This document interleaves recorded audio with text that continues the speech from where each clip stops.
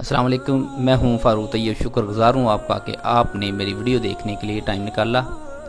ایک دن بس میں سفر کر رہا تھا، ساتھ میرے ایک قاری صاحب بیٹھے تھے، بارش آدمی، بڑے شریف النفس لگ رہے تھے لیکن بڑے پریشان تھے، آنکھوں میں آنسو آ رہے تھے۔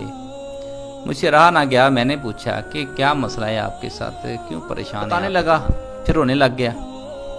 میں نے کہا آپ مسئلہ تو بتائیں، کیا مسئلہ کیا ہے آپ کے ساتھ، کیوں اتنا پریشان ہیں آپ؟ بڑا دکھی تھا، سچی بات ہے، بہت پریشان تھا۔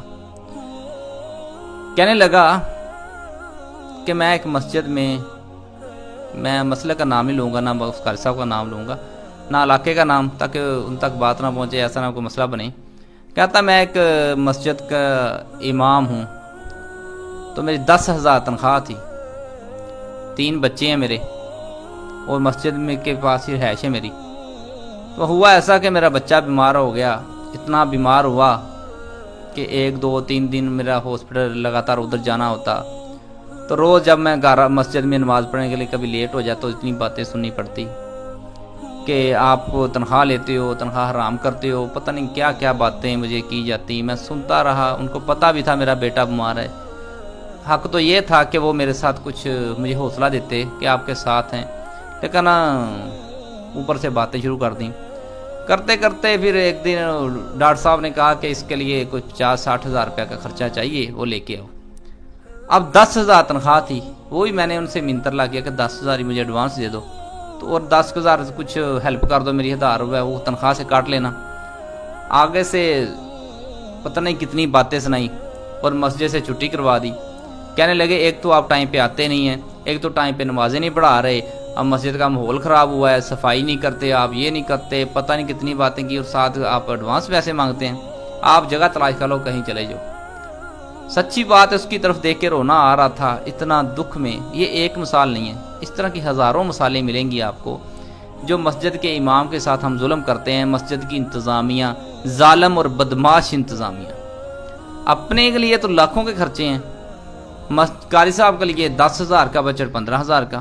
اب اتنی مہنگائی کے دور میں جن کی 2 سال پہلے تنخواہ تھی نا، میں نے اکثر پوچھتا ہوں، 10,000 تھی، آج اس کی کتنی تنخواہ بڑھائی ہے؟ 500 روپے بڑھا دی، 1,000 روپے بڑھا دی۔ کیا ان کے بچے روٹی نہیں کھاتے؟ کیا ان کے گھر میں خرچہ نہیں ہوتا؟ ان کے گھر بیماری نہیں آتی؟ کیا ان کو کپڑے نہیں لینے پڑتے؟ کیا ان کی عیدیں اور شبراتیں نہیں ہیں؟ گھر کا ایک پنکھا خراب ہو جائے تو آپ کو گھر میں سکون نہیں ہوتا، آپ کی بیگم ٹکنے نہیں دیتی ہے آپ کو، لیکن کبھی قاری صاحب کا بھی خیال کیا ہے؟ آپ کا بچہ بیمار ہو جائے، اسے فون کرتے ہو، قاری صاحب جمعے میں دوا کروانا، میرا بچہ بڑا بیمار ہے۔ کبھی قاری صاحب کے بچے کا بھی خیال کیا ہے؟ خدا را اللہ سے ڈرو۔ آج کیوں دینداری ختم ہو رہی؟ ہمارے بچے جو ہے نا دین سے دور کیوں ہیں؟ کہتے ہیں ہمارے بچوں کو قرآن نہیں آتا، ہمارے بچے نافرمان ہیں۔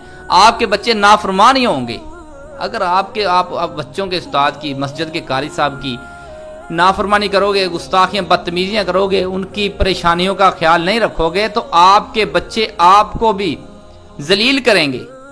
تربیت تو انہوں نے کرنی ہے نا، جو مسجد میں قاری صاحب ہوتے ہیں، انہوں نے پڑھانا ہوتا ہے، انہوں نے تربیت کرنی ہے۔ اگر آپ ان کو خوشحال کریں گے، غنی کر دیں گے، کھلی تنخواہ دیں گے، وہ نیت سے کام کرے گا۔ اگر ایسا ہی 5-7 ہزار 10 ہزار ہر وقت اسی ٹینشن میں رہے گا کہ میں فلاں خرچہ پورا کرنا ہے، آٹا لے کے آنا ہے، یار آپ کے 10,000 کی کیا اوقات ہے؟ وہ تو آٹا بھی نہیں آتا 10,000 کا مہینے کا، اب تو اتنی مہنگائی ہے۔ اللہ سے ڈرو، اللہ سے ڈرو۔ مسجد بنانے کا بڑا شوق ہے آپ کو، ہر محلے میں مسجد بنا لیں ہم اپنی، میں مسجد کا محتدیم ہوں۔ لعنت ہے، شرم آنی چاہیے، ناک ڈوب کے مرنا چاہیے ایسے محتدیم کو، جو مسجد کے محتدیم بنے پھرتے، انتظامیہ بنے پھرتے، خزانچی بنے پھرتے ہیں۔ اللہ کرے تمہارے بچوں کی بھی ایسی تنخواہیں ہوں، 10,000 ہزار ملے، پھر پتہ چلے۔ ہم خود تو کہتے 5,000 5 لاکھ بڑی جو قاری صاحب دعا کریں ہمارے بچے کی اچھی جاب لگ جائے، لاکھ روپے تنخواہ لگ جائے، لیکن ان کے بارے میں بھی سوچیں۔ اللہ تعالی ہمیں ہدایت نصیب فرمائے۔ بہت شکریہ۔